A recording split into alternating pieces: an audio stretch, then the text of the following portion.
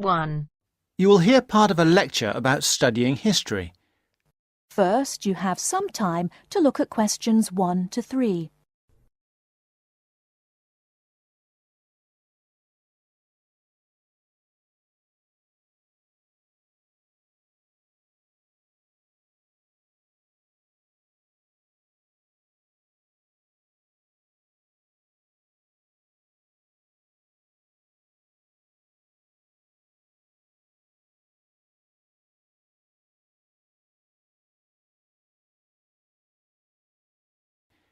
Listen carefully and answer questions 1 to 3. Good morning, everybody. I'd like to begin this term's lectures with a discussion of the various sub-disciplines in history. Before I do that, though, can I refer you to the handout you picked up on the way in? It deals with two general topics. The first is, why study history? And the second is, what is history? Neither of these questions has an easy answer. In fact, people have been asking these questions for as long as history has been studied.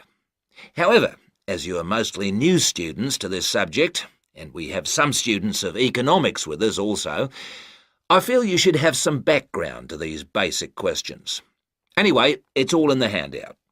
I might add that, for me personally, the most important reason for studying history is that I find it exciting. Our ancestors can remain, if we want them to, a mystery, a closed book, a blackness that we never see into, or we can come to know what motivated them and discover how that led to the world we live in today. Before you hear the rest of the conversation, you have some time to look at questions 4 to 10.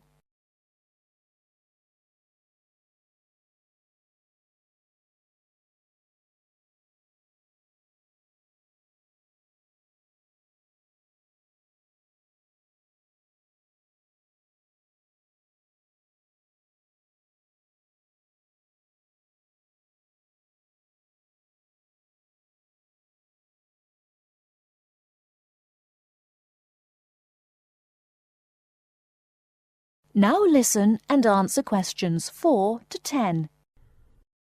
Now answer questions 4 to 10. You who have chosen to pursue the study of history are very fortunate. This is a time when we can talk not just about history, but histories.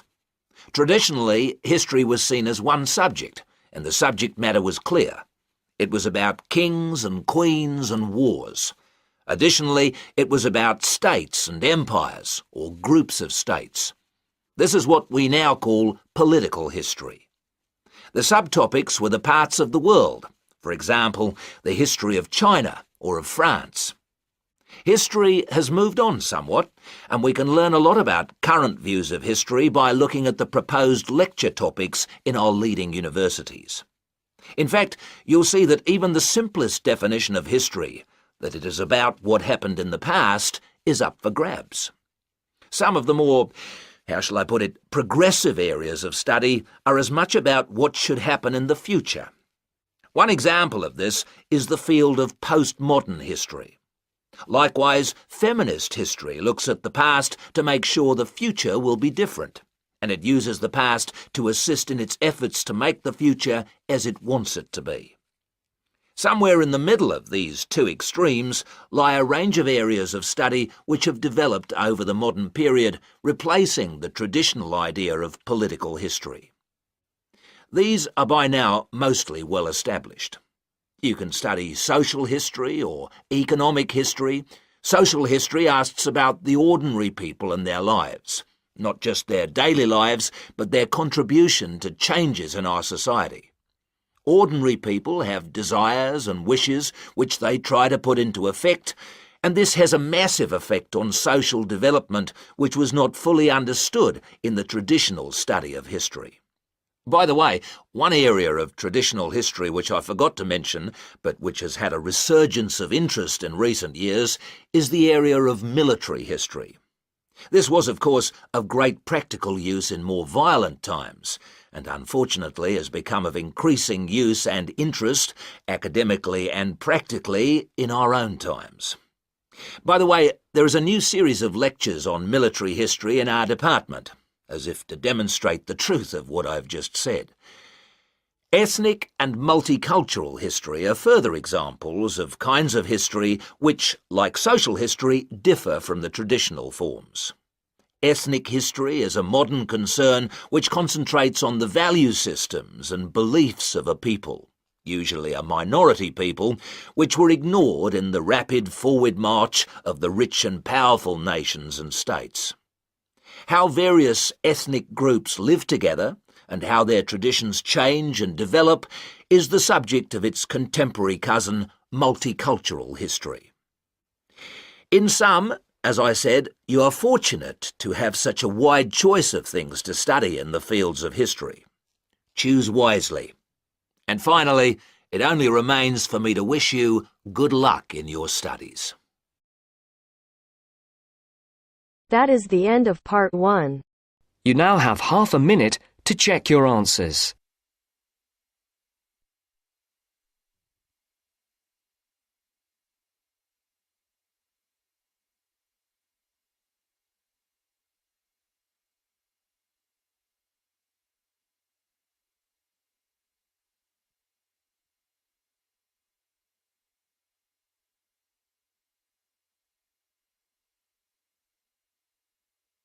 Now turns to part 2.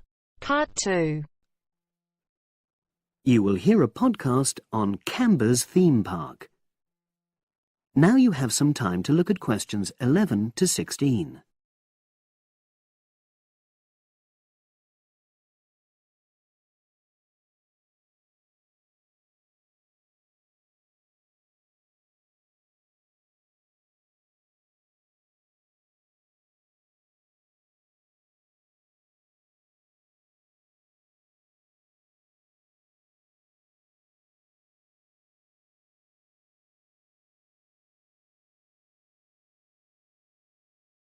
Now listen and answer questions 11 to 16. Welcome to Canberra's Park podcast. In the next few minutes, I'll tell you a little about the park and the amazing things we have to offer. We like to think that Canberra's offers more than other theme parks. Like them, we have a variety of exciting rides for people of all ages, but Canberra's also places strong emphasis on the educational experience for its visitors. Not boring facts, but lots of interactive exhibits. Although it's mainly an outdoor experience, we do have some indoor activities if the weather gets too dreadful.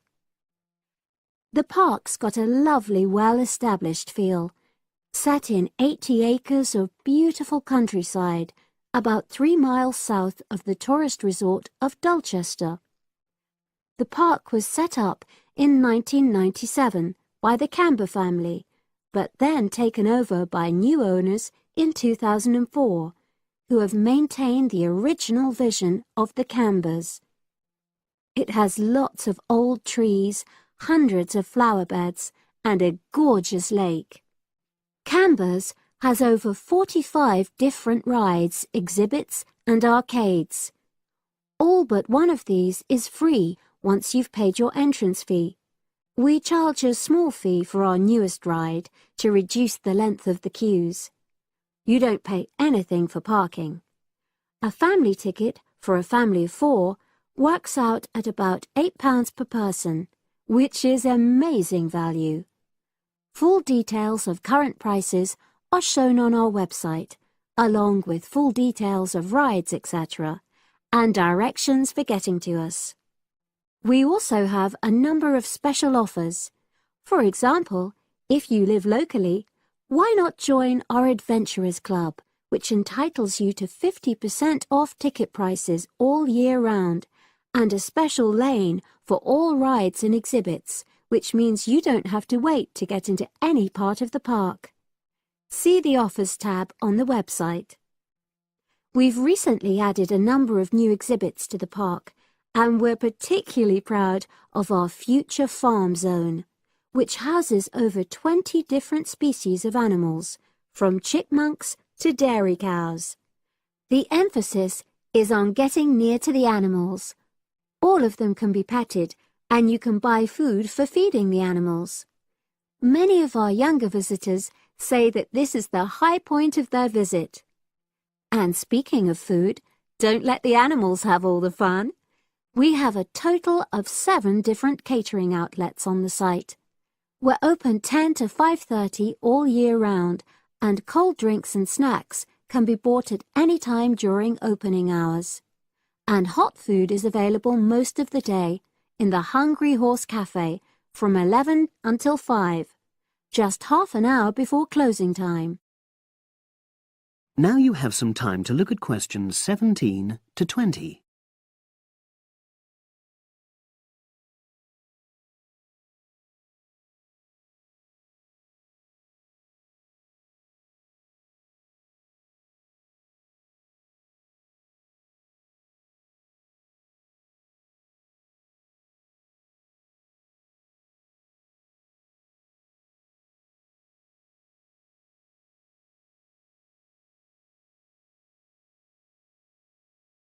Now listen and answer questions 17 to 20. Now we want all our visitors to have an exciting time when they come to the park, but our first priority must be safety. Parents and guardians know their children's behavior and capabilities, but here at the park we have set certain conditions for each of the rides to ensure that all visitors get the maximum enjoyment out of the experience and feel secure at all times. There are 4 major rides at the park. Our newest ride is the River Adventure, which is designed to reproduce the experience of whitewater rafting. No amount of protective clothing would make any difference, so only go on this ride if you're prepared to get wet. Children under 8 can go on this ride, but all under 16s must have an adult with them. Not all of our rides are designed for thrills and spills. Our Jungle Gym roller coaster is a gentler version of the classic Loop-the-Loop, specially created for whole family enjoyment, from the smallest children to elderly grandparents, suitable for all levels of disability and health conditions. Carriages have comfortable seating for up to 8 people with safety belts for each passenger, which must be worn at all times. Sit back and enjoy the scenery. One of the best established and most popular of Canberra's rides is the massive swoop slide. Whiz down the polished vertical slide 9 meters in height and scream to your heart's content. There are no age or height restrictions. Be careful though, you must have on long trousers so you won't get any speed burns. And then there's the famous Zip Go-Kart Stadium with 16 karts, 8 for single drivers and 8 for kids preferring to ride along with mum, dad or carer. Take part in high-speed races in our specially designed Formula One style karts, but no bumping other karts, please. All riders must be above 1.2 meters because they have to be able to reach the pedals, even in the shared karts. Full details of all safety features are available on our website at www.camberspark.com. So come and make a day of it at Canberra's theme park. That is the end of part 2. You now have half a minute to check your answers.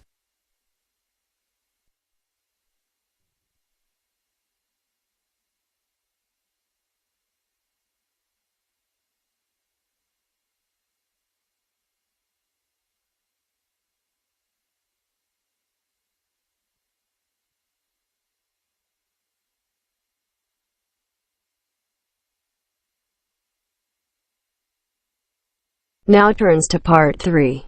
Part 3. You will hear a conversation between a student, Dave, and his tutor about a project that Dave has done about work placements. First, you have some time to look at questions 21 to 25.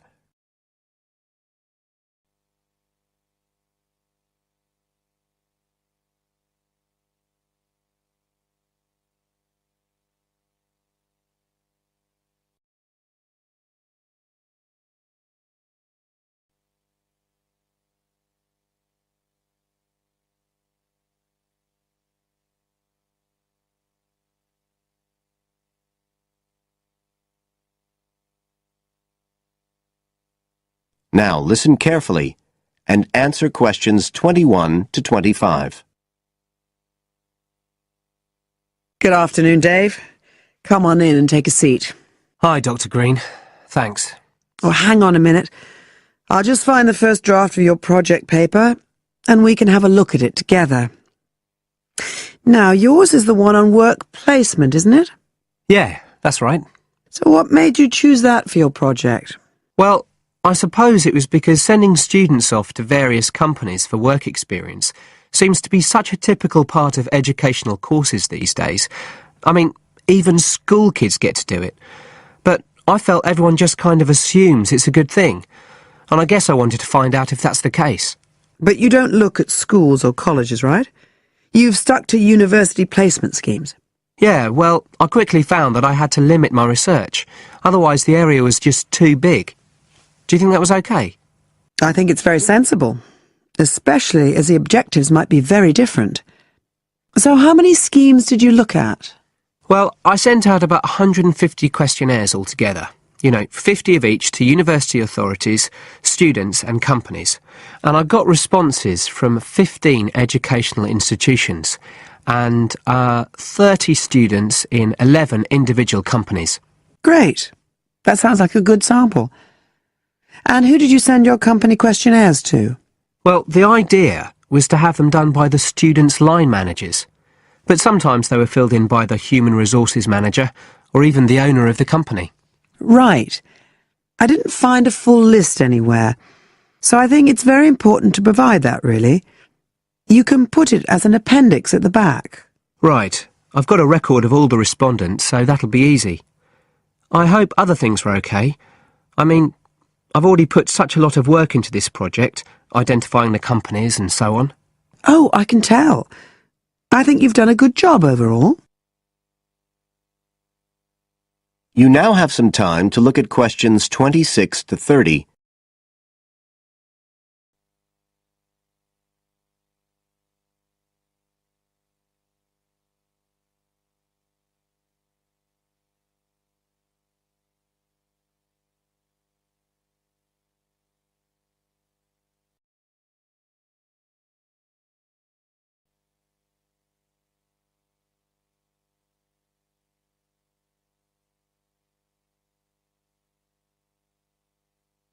Now listen and answer questions 26 to 30.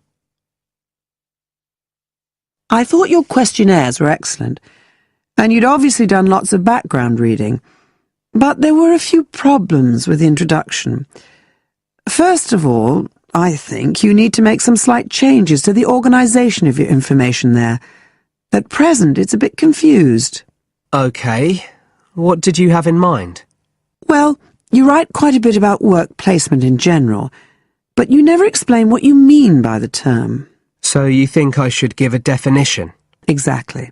And the introduction is the place to do it. And then, look, you start talking about what's been written on the topic, but it's all a bit mixed up with your own project.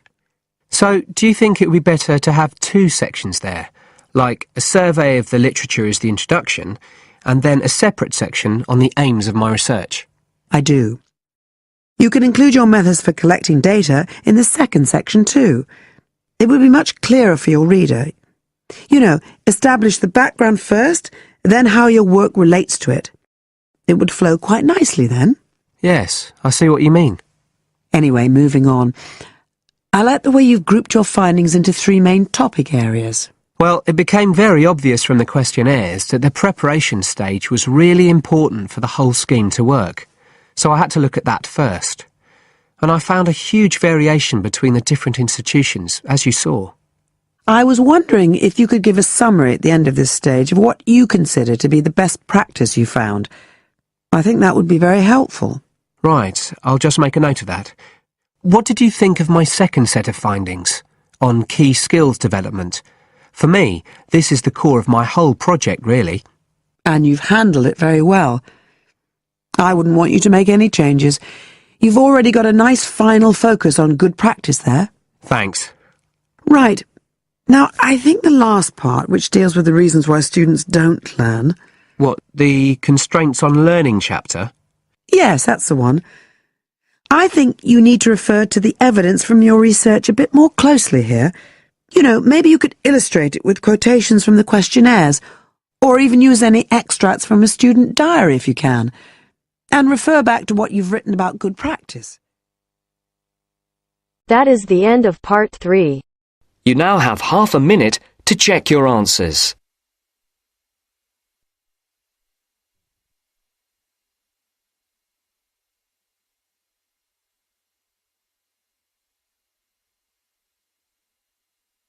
Now turns to part 4. Part 4. Complete the notes below. Use no more than 3 words for each answer. First, you have some time to look at questions 31 to 40.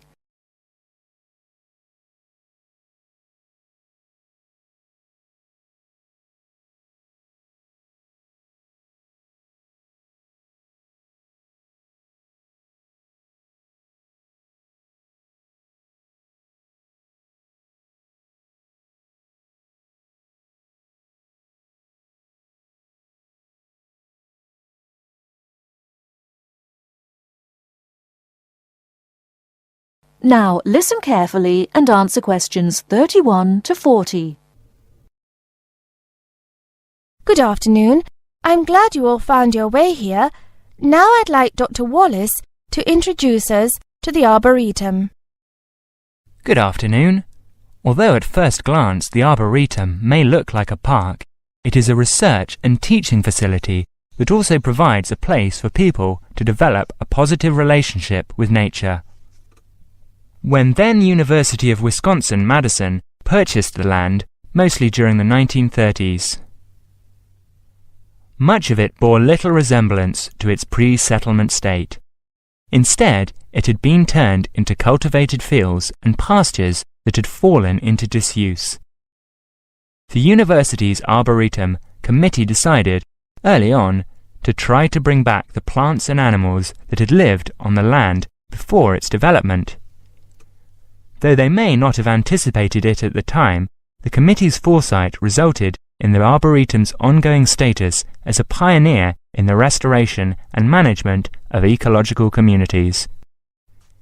In focusing on the re-establishment of historic landscape, particularly those that predated large-scale human settlement, they introduced a whole new concept in ecology: ecological restoration. The process of returning an ecosystem or piece of landscape to a previous, usually more natural, condition. Madison was a fast-growing city in the 1920s. Fortunately, some leading citizens recognized the need to preserve open space for Madison's residents. Most of the Arboretum's current holdings came from purchases these civic leaders made during the Great Depression.